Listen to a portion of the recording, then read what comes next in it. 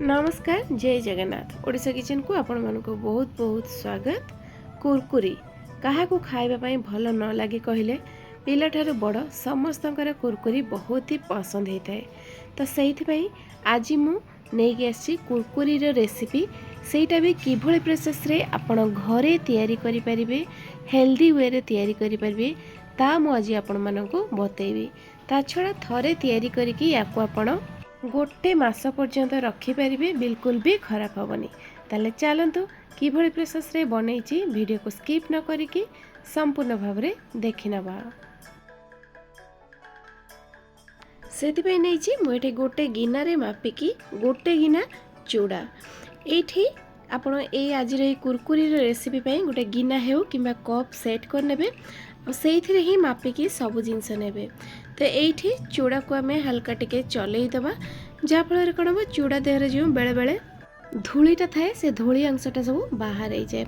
येठी मु नहीं धला चूड़ा आपण पाखे जदि लाली चूड़ा थाए ताकू नहीं पारे मोटा चूड़ा थाउ किंबा पतला चूड़ा जेकोसी टाइप चूड़ा थिले ताकू आपण नहीं पारे। तो एबे आमे नहीं जिबा गोटे मिक्सिंग जार आ जार देहरे सब चूड़ा को देकी ताकू आमे ग्राइंड कर आनबा। ग्राइंड जो करबा पूरा फाइन गुंड करबा। जदि चूड़ाटा भल भाव में गुंड न हुए ताले प्रथमे आपण ताकू चालुणी साहाय्य टिके चलई नेबे आ बाकी जतक थिबो ताकू गुंड कर नेकी पूरा फाइन पाउडर बनै देबे। जो गिना रे आमे मापिकी नहीं गोटे गिना चूड़ा से सेम गिना रे मु मापिकी नउची 1/4 कप बा 4 भागरु भागे नउची बेसन। बेसन को मध्य आम ये हल्का टिके चलई नबा जहाँफल बेसनटा आमर पूरा स्मूथली रेडी हो और बिल्कुल भी ता देहरे गोटोली रही। तो बेसन आउ चूड़ा को ये आम भल भाव रेडी कर सारा परे दबा आम या देहरे स्वाद देखिकी लुण आउ जेहेतु कुरकुरीटा टिके लंका मध्य लगे आ बढ़िया कलर पाई आम ये दबा काश्मीरी लंका गुंड। आपड़ जदि टिके अधिक राग पसंद करथिबे ताले घर तैयारी लंका गुंड मध्य एथिरे देई पारिबे। तो देई देकी आमे ए सब को एपटे भल भाव टिके मिसई नबा। आ एपटे मु बसई नैची कढ़ई बा फ्राइंग पैन जो गिना रे मापिकी नैथिली चूड़ा से सेम गिना रे मु मापिकी नउची गोटे गिना पानी। पानी एठी हल्का टिके उषुम हो गला परे आमे सब जो चूड़ा आ बेसन को गुंड करके रखिथिले से सब को देई दबा। बिल्कुल भी अधिक समय लागबनी मात्र 40 रु 50 सेकंड भितरे आमर डोटा बनिकी पूरा पूरी भाव में रेडी हो जिवो। आउ ये डोटा रेडी करथवा समय रे गैस रो फ्लेम को पूरा स्लो रे रखिबे। एबे डोटा रेडी हो साला परे आमे फ्लेम को बंद कर दबा और टिके स्पैचुला साहाय्य रे एम्ति मैश कर नबा। हल्का टिके आमे या को ठंडा कर नबा और या को आमे गोटे थाली हो किंबा प्लेट को बाहर कर दबा। एठी जंतणीटा आमर अधिका सुखिला हबनी किंबा अधिका बहलिया मध्य हबनी। माप जदि आपण ठीक रखुचंती ताले आपणकर जंतणीटा पूरा पूरी भाव में परफेक्ट बनिबो। तो एबे आमे या देहरे ऐड करिबा कॉर्नफ्लोर। मुझे 4 चमच नहीं कॉर्नफ्लोर गुंड। कॉर्नफ्लोर बदल रे आपण चाहिले चाउल गुंड को मध्य नहीं पारिबे। आउ देदेबा आमे एठी रिफाइंड तेल नउची मठी 2 चमच तेल आउ कॉर्नफ्लोर को दे देकी आमे हाथ रे टिके भल भाव में चकटी नबा कहीं हल्का टिके ठंडा हो गलानी चकटिबा पई हमको सुविधा हबो। तो एठी चकटिकी आमे गुटे यार पूरा स्मूथ जमिति अटा चकटुचे सेमिति स्मूथ दो रेडी कर नबा।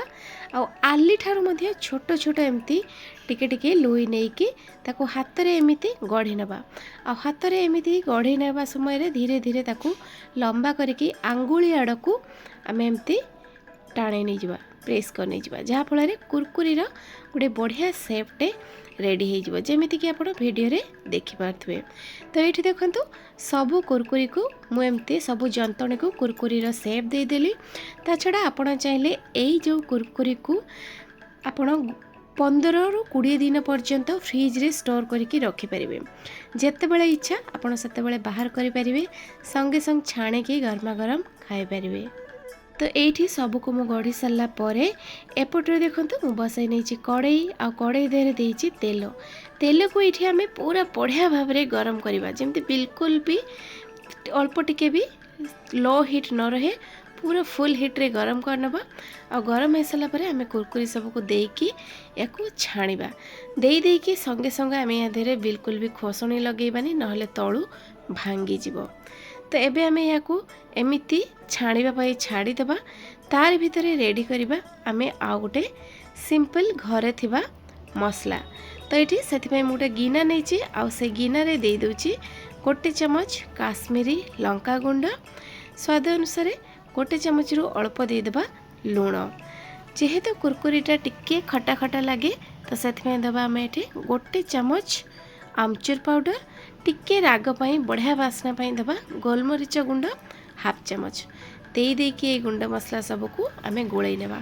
घरे थिबा सिंपल गुंड मसला बहुत ही सहजरे मिल जिवो। तो मसला रेडी आउ एपटे देखंतु आमर कुरकुरी मध्य पाखापाखि 50-60% छाणी हो गलानी। आउ एइठी हमर गोटे गिना चूड़ारे बहुत ही सारा कुरकुरी बनिकी रेडी होईची। ता छड़ा आमे जेहेतु चूड़ारे तैयारी करचे हेल्दी वे रे तैयारी करचे आपण जेते इच्छा सेते खाई परिबे किछि भी खराब हेबनी। पिला ठारू बड़ समस्त को निश्चिंत भाव में पसंद आसिबो।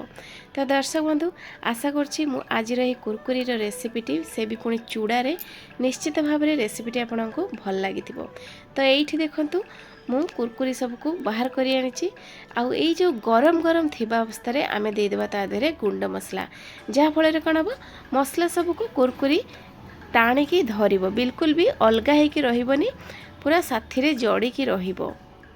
भल भाव में आमे ताको एमती मिसई नेबा और गरम अवस्था रे ही मिसईबा। तो बस रेडी हो गला आमर चूड़ारे तैयारी हेल्दी वे रे कुरकुरी बहुत ही टेस्टी लगे खाइबापी। मु निश्चय चाहिए ये आपण घरे बनातु निजे खातु पिला को खाइबापी दिंतु घर प्रत्येकटी मेंबर को मु जानी निश्चिंत भाव में पसंद आसिबो। तो पुणी देखा आ गोटे नुआ वीडियो रे आ गोटे नुआ रेसिपी सहित से पर्यंत रहूची। नमस्कार, जय जगन्नाथ।